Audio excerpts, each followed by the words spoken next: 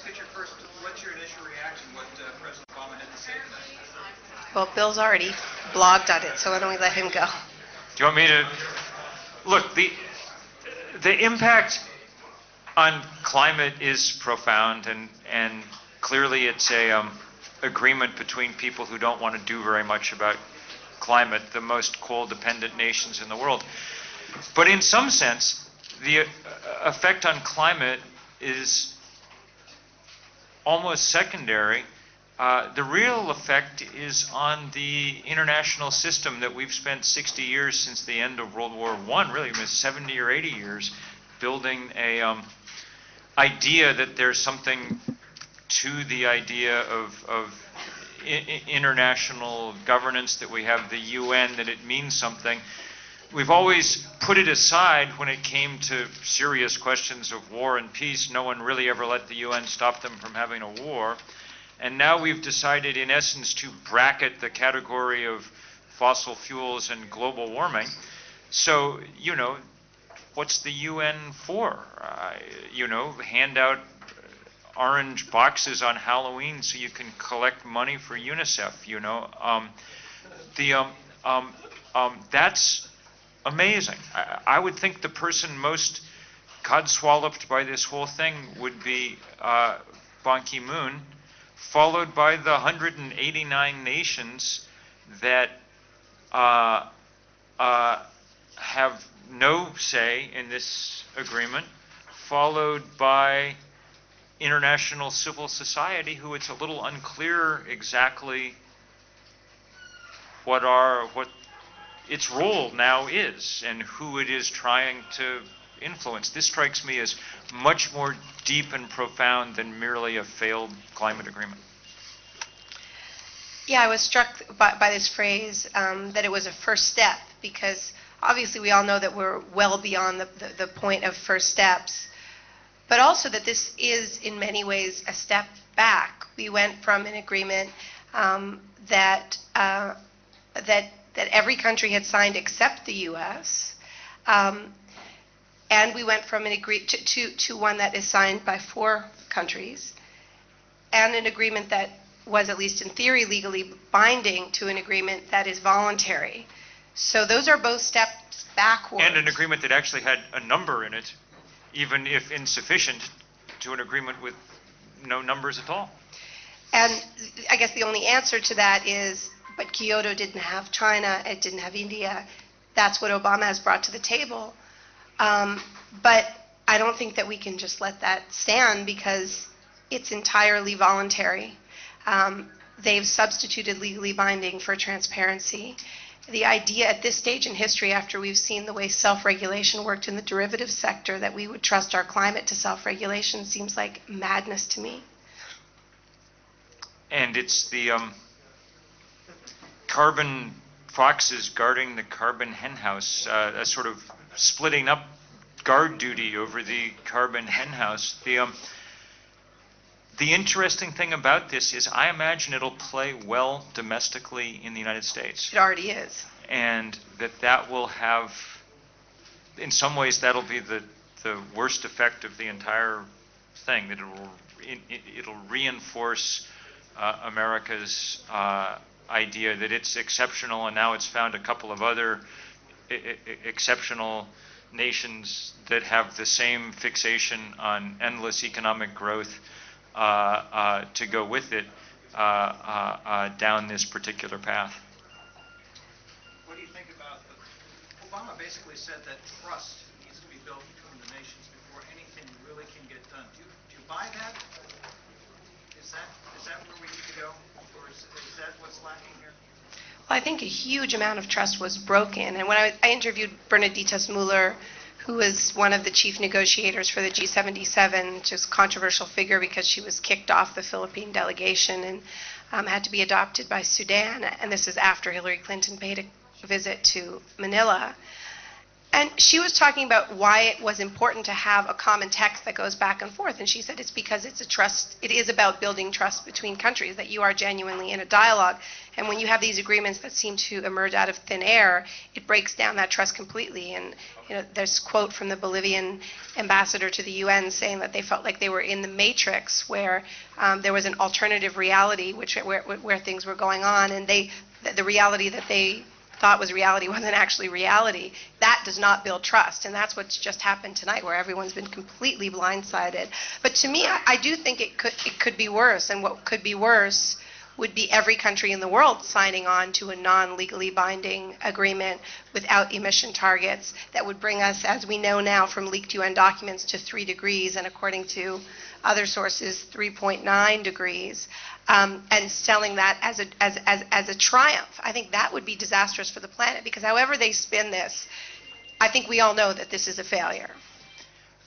One of the things that it does, of course, is make spectacularly visible the architecture of the world that's always there, even when we pretend it isn't. In some sense, the reason that this happened is because Europe and the small nations of the world refused for once to go along with exactly what the U.S. and the other biggest powers demanded, and didn't provide the cover that it normally does for that exercise. We've seen, usually in these things we see naked power assert itself as we get towards the end of international negotiation. But this time, its nakedness is plain for everyone to see. These countries have, in a sense, disrobed themselves and said, we are the countries that matter. We're not interested really in what the rest of the world says or thinks. And for the U.S., that's a wonderful victory, because it lays aside forever the idea that it owes any historical debt to the rest of the planet for the carbon that it's put in the atmosphere over the years. But I don't think that will be the end of this idea. I agree. But I think to me what was most depressing and distressing about Obama's press conference just there is maybe I missed it, but I didn't hear him recommitting himself to the multilateral process in any significant way. So it's not clear what recourse countries have. He kept talking about emerging countries, which I thought was super weird, because China may be an emerging economy, but it's not an emerging country. But I think the dynamics of the future are between maybe the emerging countries and the submerging countries. Yeah. Maybe he gave us a good new phrase. And it's a little unclear exactly why we're going to need to keep hosting the UN on the East River in New York at this point, One of the things that Obama didn't even try to spin in this thing was the idea that somehow this came anywhere close to meeting anything like scientific targets. Indeed, he kept saying, I know that this doesn't satisfy the science. Theoretically, that was the point of this whole enterprise, was to do something that had something to do with the science. We've had this enormous superstructure of the IPCC telling us what the science was, on and on and on, years and years of work, and it's not convenient for us to do this. It would require me to sacrifice political capital. Instead, I'm going to gain political capital by doing something that Americans always enjoy, which is dissing the rest of the world.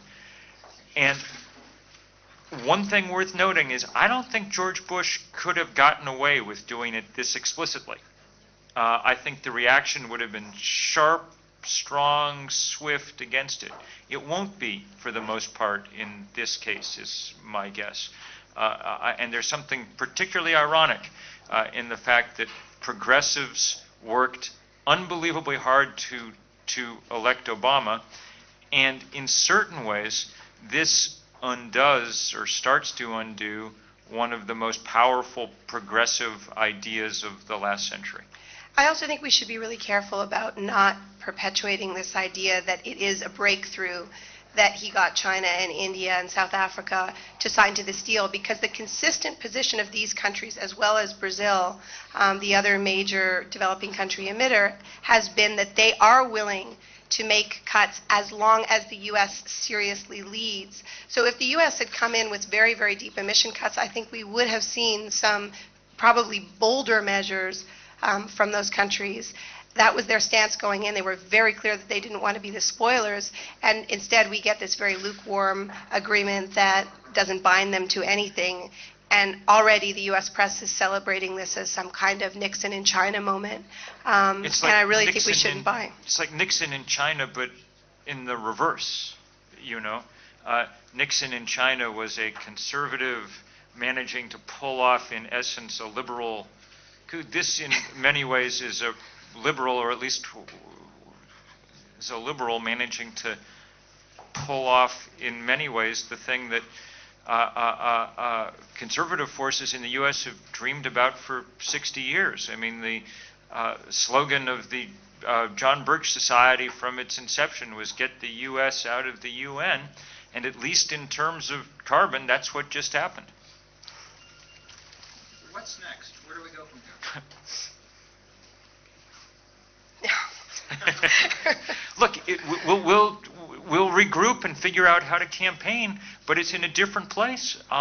It's not immediately clear what the role of global civil society is in a world in which only a few countries make the decisions.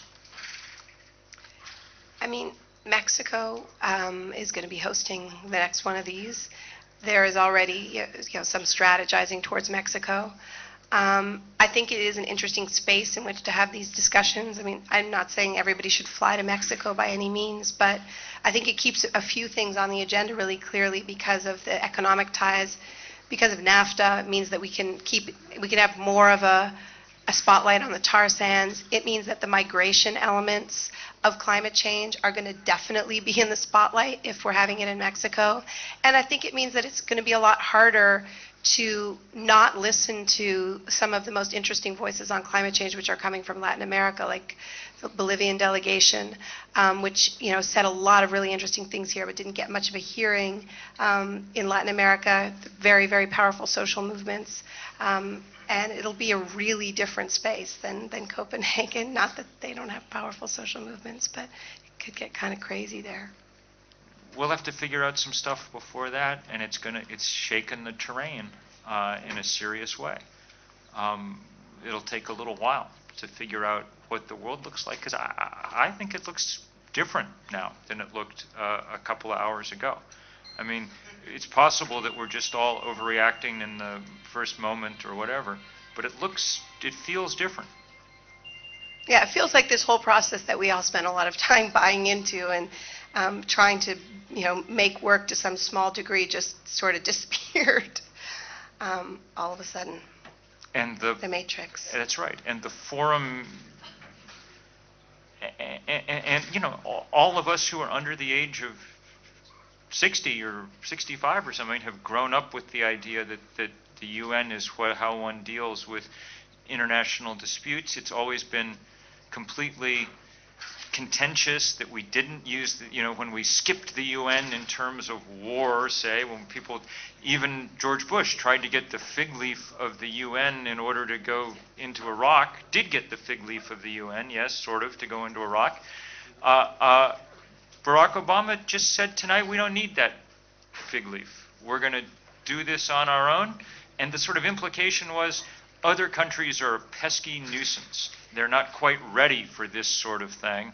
And so we're going to do this. Yeah, and the narrative really was that the UN was dysfunctional and that this was efficient, as opposed to the fact that the U.S. political system is deeply dysfunctional and it has just busted apart the UN. We deeply chose the Senate over the UN tonight as the important point. And one thing, of course, to think about, if you're tempted to think that this is a kind of muscular agreement that at least will let us do something about carbon and gets the right parties on board and thing, one thing to think about is what happens to that agreement the minute that the United States elects a Republican president. It strikes me that agreement is over and done with, really, no? Yeah, I mean, are we not going to hear anything else tonight from any of the press conferences? Doubtless we will. Because it'll be interesting to see It'll be very what interesting they make to of see it. what the G77 says about this. Sorry to bore you guys. Yeah, We're we've usually rattled on higher and energy. Last question here. Glenn, people watching, what can they do? Is there anything? Listen, Bill has mobilized thousands, hundreds of thousands of people around the world. Give him a night off. He's a little upset. Sorry, He'll inspire all of us tomorrow. Well, movements at their best work as people figure out together how to exploit the zeitgeist of the moment, what the openings are, we don't know what the openings are right now, where there are wedges to be exploited. We'll find them. This issue it's not only not going away, it becomes more important with every passing minute. We're going to have to find them. That's what human beings do. We don't just say we're surrendering our future to the combined wisdom of Barack Obama, Hu Jintao, and Manmohan Singh. That's not and Jacob Zuma. That's not what we do. We'll figure out how to build a movement that influences what it has to influence. But if the terrain shifts, strategy will shift, and it'll take a little while to figure that out. But I have to say, I just hope people take the gloves off with Obama, because treating him with kid gloves is not working. If he had come to the table with deep emission cuts to 1990 levels, which he could have done, he could have used the stimulus money to do it. He could have used the bank bailout money to do it. He could have directed the banks, when they had total control over the financial sector, to invest in a green economy. I mean, this man has blown so many historic opportunities. Who's the last president who had complete control over the financial sector when he took office, and a blank check for a stimulus bill, and he didn't use it to change the economy to a green economy? He could have come to the table with inspiring emission cuts, and we would be in a very, very different mood today. He didn't do it. It's time to stop making excuses for him and get mad.